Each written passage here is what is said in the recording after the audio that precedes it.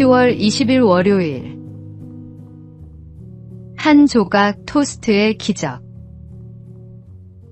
이삭 토스트라는 간판은 이제 우리 일상에서 낯설지 않습니다. 전국 800여 매장, 해외까지 뻗어나간 이 브랜드가 사실은 단 한 사람의 작은 선택에서 시작되었다는 사실을 아십니까? 이삭 토스트 김하경 대표는 남편의 건강 악화로 생계를 책임져야 했습니다. 학원 강사로 일했지만 수입은 부족했습니다. 그러던 어느 날 봉사활동을 마치고 먹었던 토스트 한 조각이 그의 인생을 바꾸었습니다. 토스트 장사를 시작해보자는 마음이 생긴 것입니다. 1995년 청주의 3평 남짓한 작은 가게. 새벽부터 밤늦게까지 성실히 일하던 김 대표는 단순한 재료로 토스트를 만들었지만 한 여학생의 말이 전환점이 되었습니다. 여기에 소스를 바르면 훨씬 맛있겠네요. 가족들과 수없이 연구한 끝에 특별한 소스가 탄생했고 이는 이삭 토스트의 상징이 되었습니다. 그는 여전히 겸손합니다.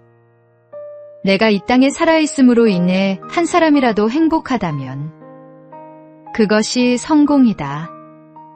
하나님은 때로 한 조각의 토스트, 한 사람의 말, 작은 계기를 통해 새로운 길을 열어주십니다. 오늘의 말씀. 사람이 무엇으로 심든지 그대로 거두리라. 오늘의 만나. 하나님의 손에 붙들린 작은 선택이 세상을 변화시키는 축복의 통로가 될 수 있습니다.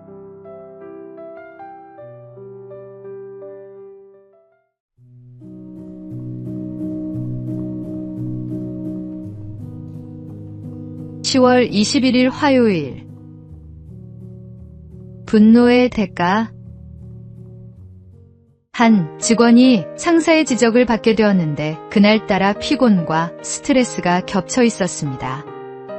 처음에는 그냥 넘기려 했지만 마음속 억눌린 감정이 터져나왔습니다. 결국 그는 회의 자리에서 목소리를 높이며 상사와 심하게 다투었고 감정을 이기지 못해 사직서를 던져버렸습니다.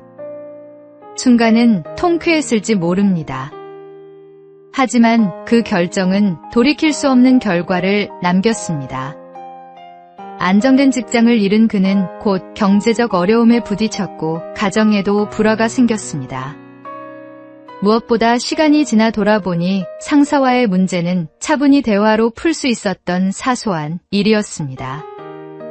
한순간의 분노가 인생의 중요한 기회를 잃게 만든 것입니다. 비슷한 일은 가정에서도 일어납니다. 부부 사이에 작은 의견 차이가 있을 때 서로 한 발 물러서면 충분히 해결될 문제들이 있습니다. 그러나 화가 난 상태에서 내뱉는 말 한마디는 상대의 마음에 깊은 상처를 남깁니다.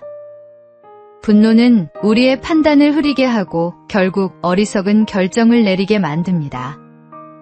그러므로 화가 치밀어 오를 때는 잠시 멈추어 마음을 가라앉히고 깊은 호흡과 함께 주님께 지혜를 구해야 합니다.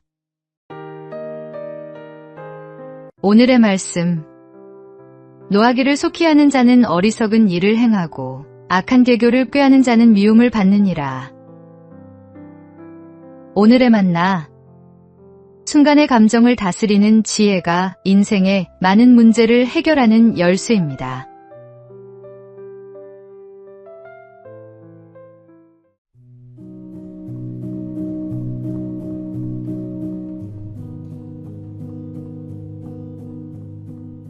(10월 22일) 수요일. 쥐의 마음.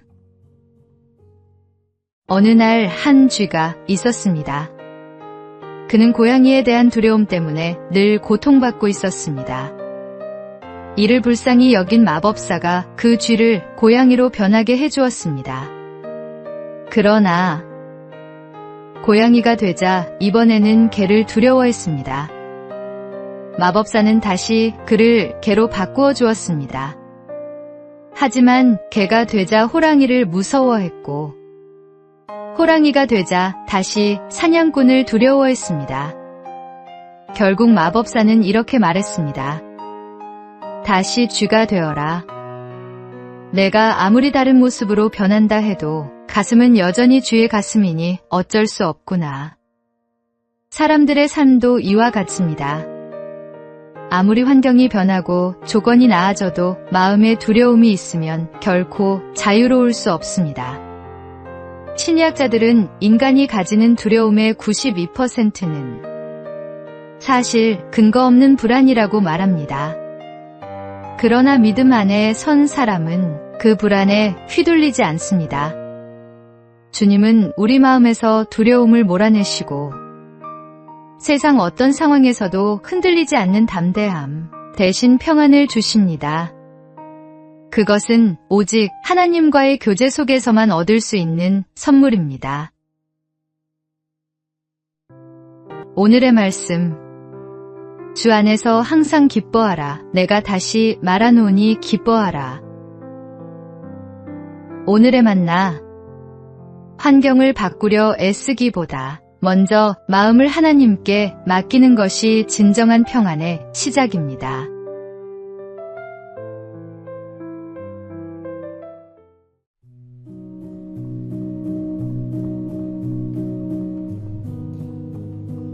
(10월 23일) 목요일. 기도의 성장 단계. 기도에도 성숙의 단계가 있습니다. 1단계. 아기의 기도는 가장 초보적인 단계입니다. 물질적인 것, 눈에 보이는 것을 구하는 기도입니다. 아기가 울기만 해도 부모가 다 알아서 채워주듯 막 신앙생활을 시작한 성도는 단순히 필요를 구하고 응답받는 경험을 하게 됩니다. 2단계. 청소년의 기도는 응성만으로는 통하지 않습니다. 원하는 대로 즉시 응답되지 않고 하나님의 뜻에 맞춰 순종해야 하는 훈련이 시작됩니다. 내 감정과 생각, 시간과 자존심까지 주님의 다스림을 받아야 합니다. 스스로 판단할 수 있지만 여전히 부모의 허락이 필요한 미성년처럼. 이 단계의 기도는 배움과 훈련의 과정입니다. 3단계. 장년의 기도는 성숙한 사랑의 단계입니다. 영혼이 주님과 깊이 연합되어 예수님을 신랑으로, 나는 그분의 신부로서 교제하는 기도입니다. 더 이상 말이 많지 않아도 그분 안에 머무르는 것만으로 충분합니다. 이 단계의 기도는 은밀하고 깊은 친밀함이 특징입니다. 기도의 성숙은 하루아침에 오지 않습니다. 그러나 주님과 동행하는 삶 속에서 점점 더 깊어져 갑니다. 오늘의 말씀. 쉬지 말고 기도하라. 오늘의 만나. 끊임없이 주님 앞에 나아갈 때 기도의 깊이와 친밀함이 더해지는 은혜를 경험하게 됩니다.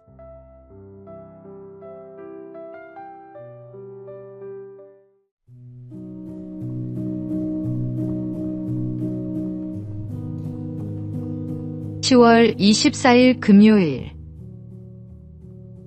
말씀의 능력. 제가 하나님의 말씀에 사로잡혀 있기에 여기 제가 서 있습니다. 저는 달리 할 수 없습니다. 하나님이여 저를 도우소서. 종교개혁자 마르틴 루터가 보름스 회의에서 남긴 확고한 신앙 고백이었습니다. 그는 성경이 결코 정치적 도구나 개인의 권력을 위해 사용되어서는 안 된다고 믿었습니다. 오직 하나님의 말씀을 선포하고 전하기 위해 존재한다고 확신했습니다.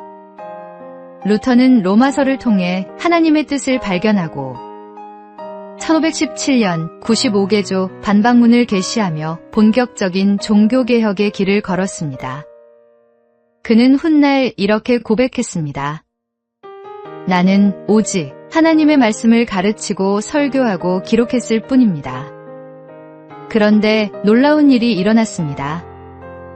말씀은 스스로 역사했고 교황의 권세조차 흔들리기 시작했습니다.